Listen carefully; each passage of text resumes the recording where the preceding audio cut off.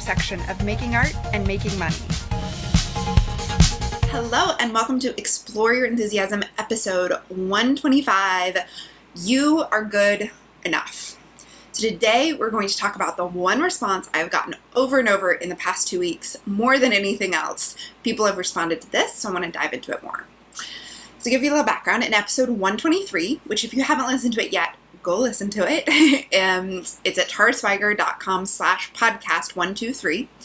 In it, I talked about my experience and that of my friends and my students and other business owners I knew, our experience with anxiety, depression, and suicide, and how it impacts our community and the stigma that is associated with it, and how I want us to feel open and ready to talk about it. Maybe if not with your audience, and at least with me, and let's just not act like it's not there. So that episode has sparked more conversation, more emails, more Instagram comments than any episode I've ever done in 125 episodes. So 100% of the replies have been, me too, and or, thank you, I am so glad to know I'm not the only one. And that has been huge and wonderful and encouraging and fantastic that nobody said, "You're crazy pants. I wish you wouldn't have talked about that," or "You shouldn't have cried," which I did and I didn't want to.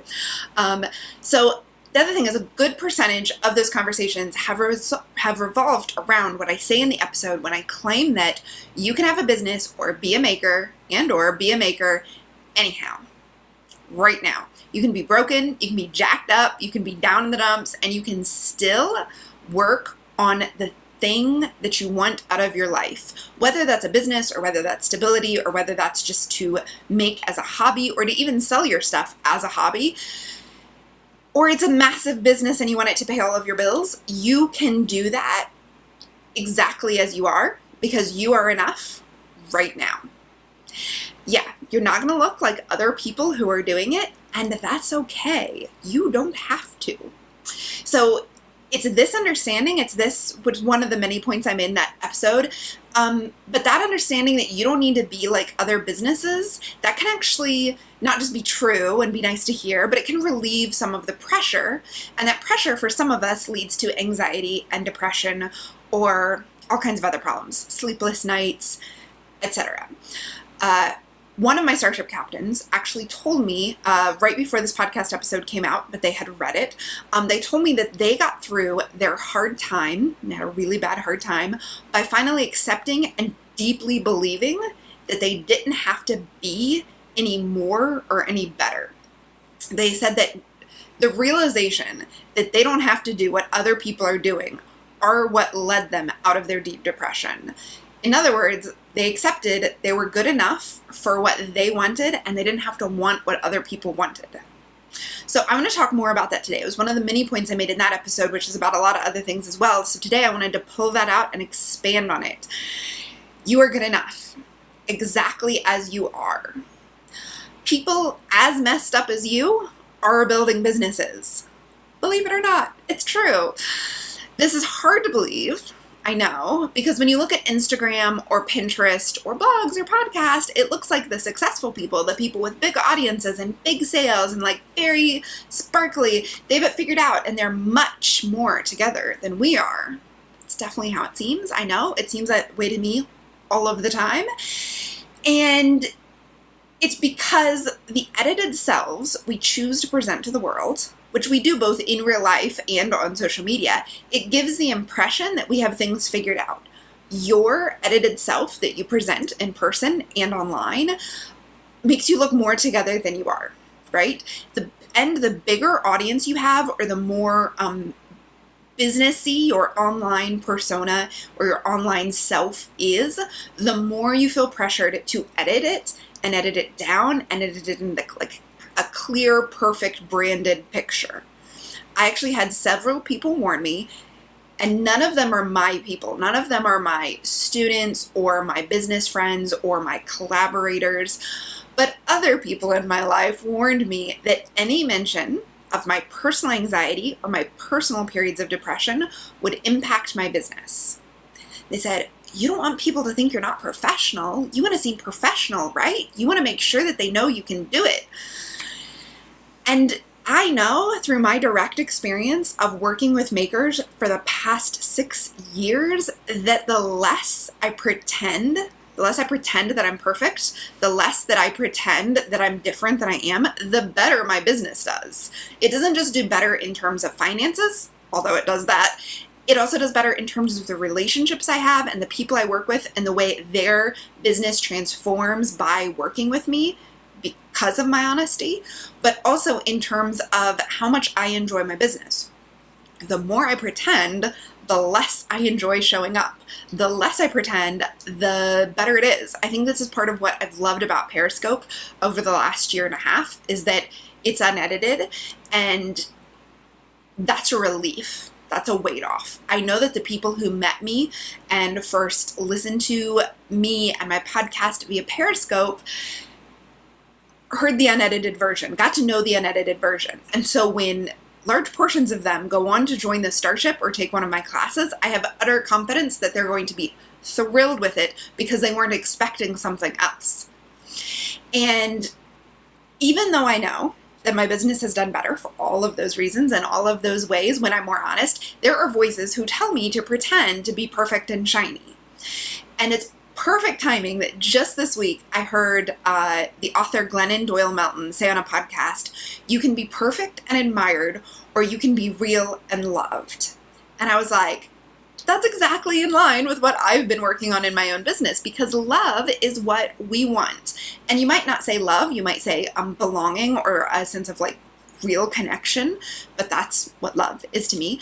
So you don't want adoration or admiration. You want real relationships and a real, not fake life. You don't want to worry when you show up someplace that people are going to be disappointed when they meet the real you.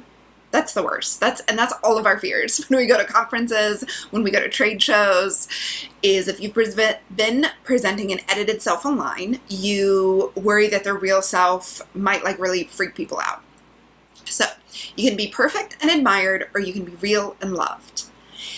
And if we feel this way, if we feel this need to be perfect and shiny, of course, the people that you follow, the people that you admire, are also feeling a lot of pressure to show up and to show the perfect and shiny side of their life. And unlike other people who talk about these edited online selves and they criticize Instagram people and Pinterest shiny selves, I don't think there's anything inherently wrong with editing your public self. In fact, we've been doing this through all of humanity and all of civilization.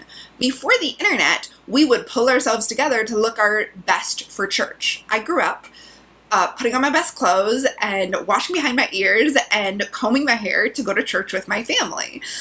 Or you do it for holiday pictures that you send in your newsletter, or your school portraits, or when you have people over to your home. When I was thinking about this, I realized that Downton Abbey is the perfect example of like old school presenting an edited self. They literally had the upstairs downstairs divide because real stuff, the real house was run downstairs, but nobody ever saw it. And what you just saw is upstairs. So when people come over, you look glamorous and put together, but that's because there's a staff of people doing all the stuff for you, literally dressing you and doing your hair. So we have been presenting edited public selves forever. That's not the problem. And in fact, I always like to remember that Brene Brown says, you need to be vulnerable with the people who have earned it, the people who deserve it. So it doesn't mean that you show your messy, authentic self to everyone all over the internet. We have never been doing that. We have been going to the grocery store since grocery stores were invented. And when we meet a neighbor who says, "How are you?" we say, "Fine." And that's fine, because that neighbor that you don't know that well doesn't deserve to hear your deep truth, your longings, and your sufferings, right? The problem then that we have when we feel like other people are better and that's why they can have a better business is it's not that we're presenting edited public selves, because we've always been doing that. Our problem is with how we, the viewer, the participator in the media, process those edited selves. The problem isn't that people are presenting edited selves, it's how we make assumptions about those edited selves. We struggle with our own self-worth when we assume that the pretty picture or the beautiful family at church, or the lovely staged holiday postcard is the whole picture. When we let ourselves believe that that snapshot into somebody's life is the whole pictures, we feel horrible about our own whole pictures. When we let our small, scared selves believe that we're not good enough because we never sent a holiday postcard, which is true for me. All my friends have babies and have beautiful holiday postcards of their families, or even of them and their dogs. Yeah, me and Jay have never done that. So your small, scared self wants to say that that is a sign you're not good enough. Girl, you do not have it together to run a business if you can't even get your holiday cards out, right?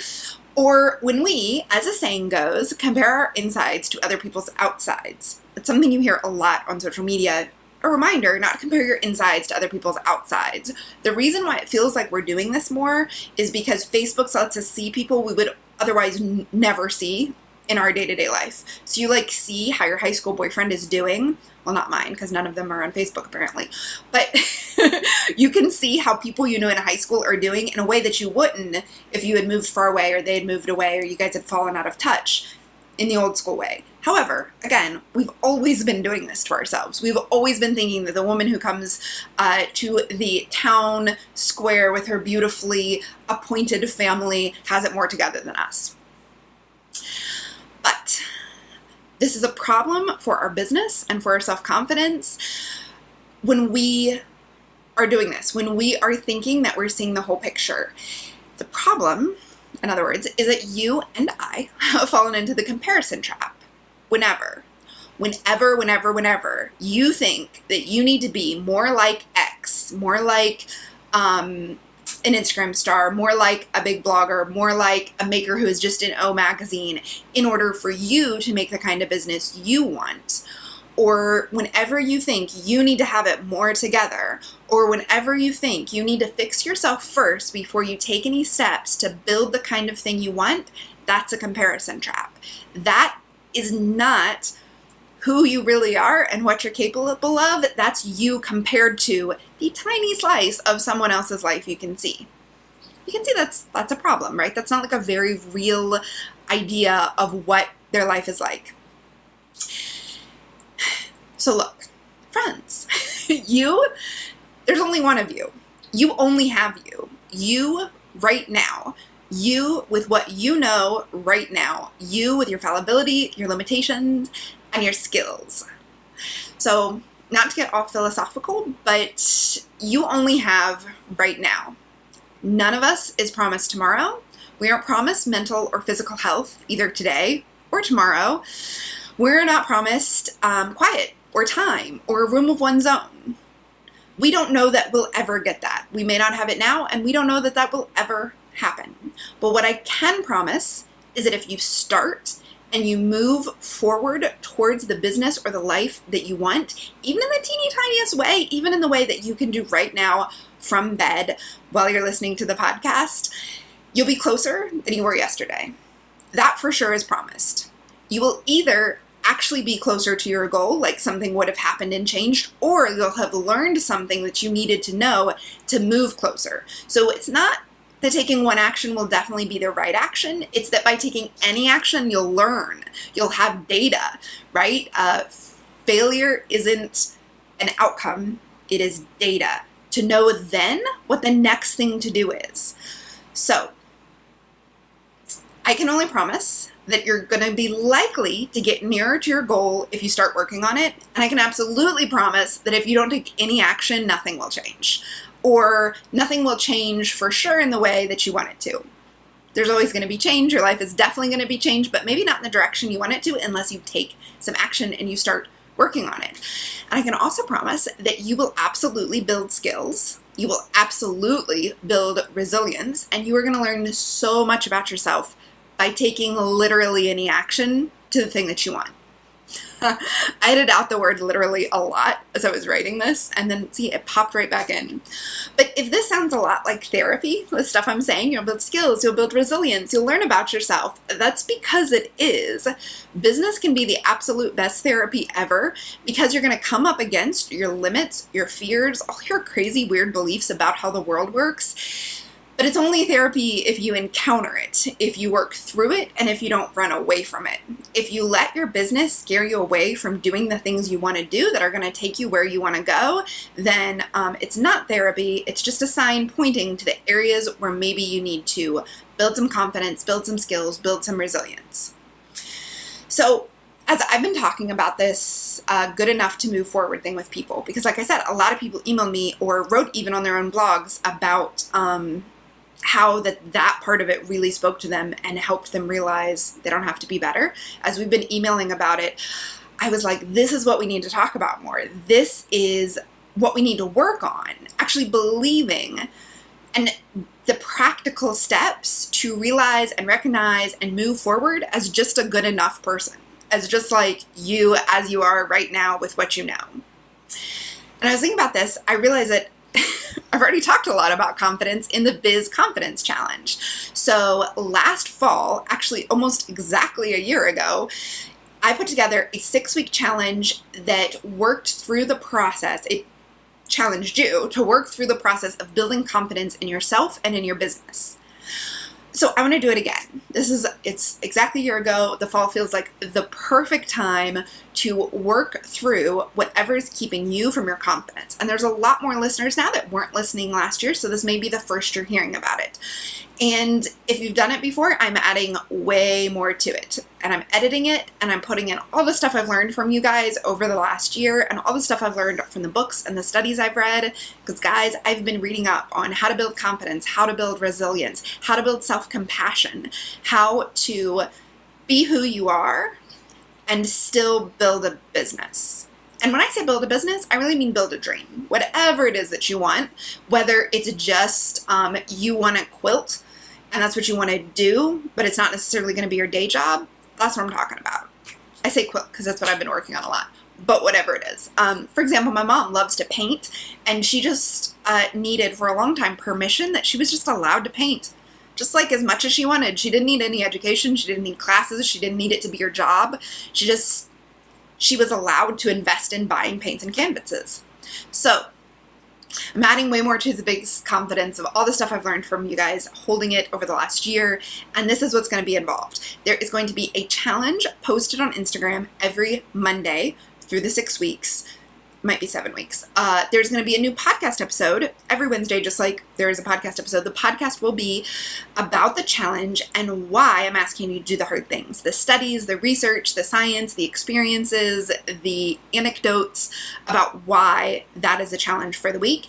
And then the next day, on Thursday, the day after the podcast comes out, there will be a webinar where we will talk more about the challenge. And the webinar is if you haven't come to one, it's a free workshop with a video where I'm on live video, and there's a chat room below where you can ask your questions. You can give the answer to your challenge. You can ask, like, I'm not sure about this, or is this what you mean? And I will also, in those webinars, give you my answers to those challenge questions. I did the challenge a year ago, and I'm interested to see how my answers have changed in the last year. So the webinars are going to be like a group masterclass on building confidence in your business so that you can move forward. So we'll get ultra practical, and most of the webinars will also have like a worksheet or a workbook involved with them.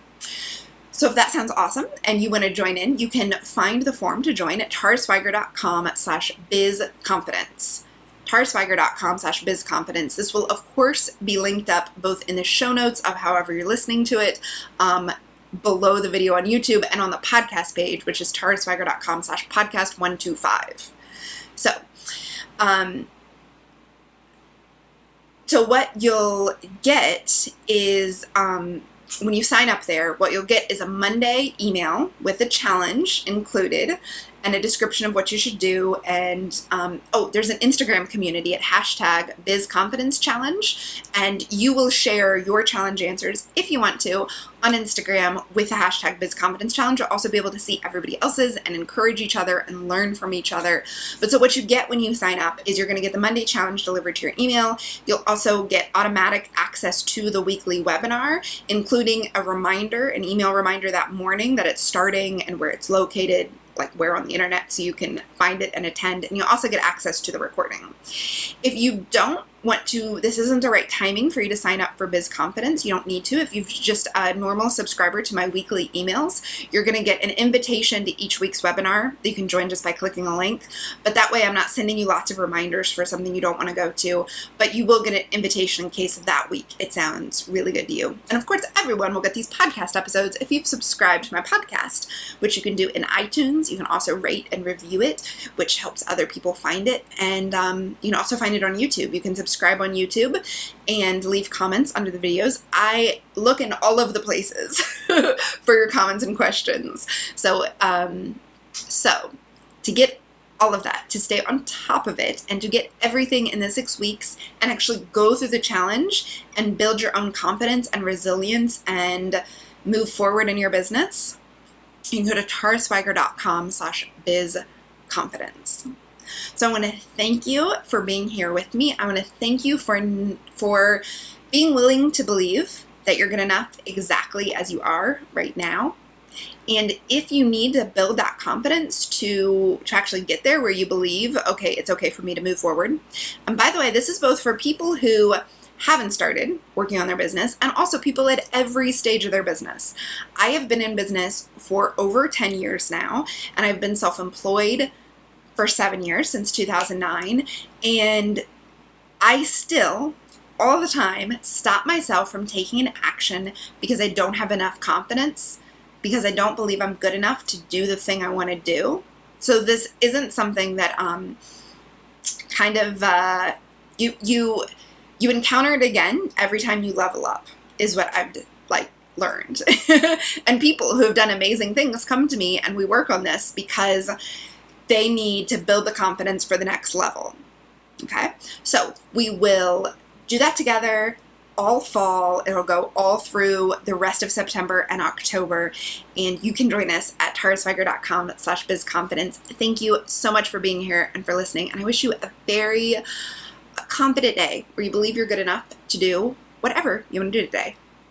Thanks so much for watching. You can get weekly lessons like this in your inbox, along with access to worksheets and checklists and transcripts from all the podcast episodes when you sign up below. You can also subscribe on YouTube, and YouTube will notify you when there's a new video. And you can follow me on Twitter or Instagram. If you do, be sure to say hello or leave a comment below the video to let me know you're there. Thank you so much for watching, and have a very enthusiastic day.